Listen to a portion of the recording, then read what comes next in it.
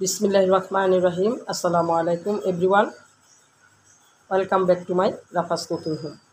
আরও একটি সুন্দর রেসিপি দেখার জন্য সকলকে আমন্ত্রণ জানাচ্ছি। আজকে আমাদের রেসিপির নাম হচ্ছে কাঁঠাল বিচির হালুয়া। আমরা প্রথমে কাঁঠাল বিচি থেকে এই লাল আবরণটা ছাড়িয়ে নেব। আমরা কাঁঠাল বিচির লাল আবরণটা ছাড়িয়ে নিয়েছি এরকম করে সাদা করে। তো এখন আমরা কাঁঠাল বিচিগুলো কেটে নেব।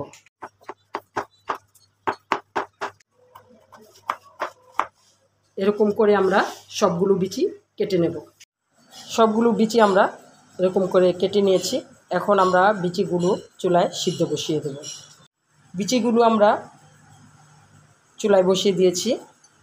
আমরা এরকম কাপের 3 কাপ পানি দিয়ে বিচিগুলো 20 মিনিট সিদ্ধ করে নেব। আমাদের কাঁঠাল বিচিগুলো সিদ্ধ হয়ে গিয়েছে। আমরা 20 মিনিট পর্যন্ত সিদ্ধ করে নিলাম। তো আমরা এখন পানিগুলো ঝরিয়ে নেব। প্রিয় ভিউয়ার্স, আমরা কাঁঠাল বিচিগুলো থেকে পানি ঝরিয়ে নিয়েছি। তো আমরা হালুয়াতে কি কি দেব সেটা এখন দিয়ে দিচ্ছি। প্রথমে আমি এখানে নারকেল করে নিয়েছি 1 কাপের একটু বেশি। দিয়ে দিচ্ছি চীনাবাদাম, এটা বাদামটা আমি ভেজে নিয়েছি। দিয়ে দিচ্ছি এখানে কাজু বাদাম এবং কাঠবাদাম। দিয়ে দিচ্ছি স্বাদ মতো লবণ। দিয়ে দিচ্ছি 1 কাপ গরুর দুধ। দিয়ে দিচ্ছি চিনি। চিনিটা আপনারা আপনাদের মতো দিয়ে খাবেন। চিনি কেউ বেশি খায়, কম খায়।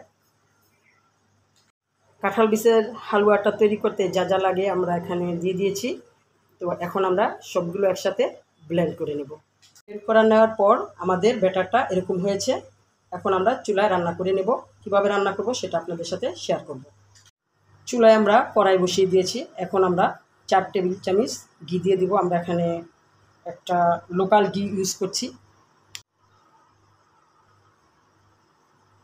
ঘি আমরা প্রথমে একটা তেজপাতা দিয়ে দিচ্ছি।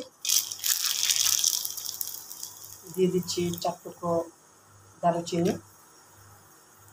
দিয়ে দিচ্ছি 4টা এলাচ। দিয়ে দিচ্ছি 4-5টা লবঙ্গ।